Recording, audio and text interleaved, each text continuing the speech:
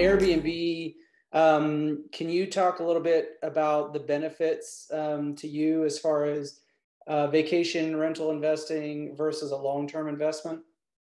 Absolutely. So I had the option, right? I got this renovation almost, 3/4 of the way done. And I've always was thinking about it, but I got to that decision point of, do I want to go STR or long-term or short-term rental? And so I'm thinking, man, can I get 1,250? Can I get 13? Can I get $1,100, a month per unit? People are telling me, like, I had property managers, man, you'd be lucky to get $900. I'm like, oh my gosh, $900. That's not even going to like pay my mortgage, or whatever, or barely any of a profit, let alone Airbnb. So I spent seven to $8 grand a unit furnishing, and it's down to monopoly. I mean, it has everything that you need. I mean, cutting boards, ironing boards, couches, TVs, silverware, you name it. It has what you need.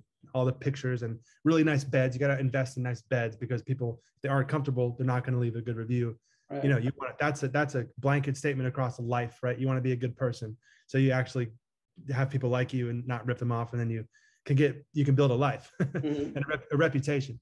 So I built that reputation with business, but also with this Airbnb. And so I made the jump, man. I put the furniture in it, and I started getting those reviews. And it was a 4x at least of what I would get with a long-term rental. It's pretty cool. Yeah. Yeah, that's awesome.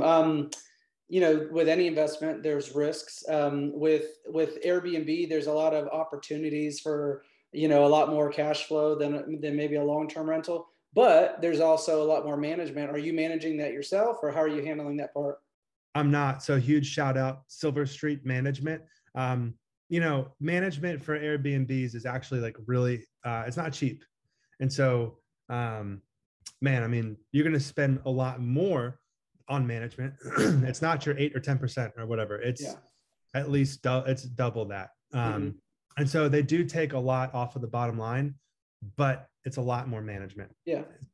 It's not just letting people in the door. I mean, it's dealing with little stuff, or there's a little something that needs to be, resolved. They'll fix it. I mean, a lot of times they reach out to me and I kind of have to jump in sometimes, but for bigger stuff.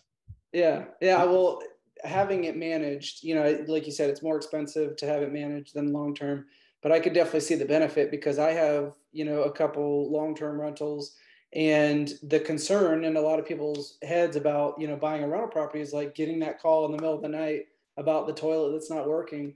But with Airbnb, you could imagine that it's like, well, there's a frequency of all sorts of different people in there night to night. So, paying extra to have somebody manage that for you, like, I could definitely see the value in that for sure. Absolutely. Any other, if anybody's thinking about doing investing for short-term rentals, are there any other tips that you might have that you would share for them to consider before they start that process? I would just make sure it's tip top. Even if you're flipping a house, make sure it's tip top. You can't have leaky stuff and plumbing or electrical that's not good, or HVAC that's not clean and new, and you're not. It's about reviews, and so I think that's really what it comes down to, is that reputation. I was going to ask you about that.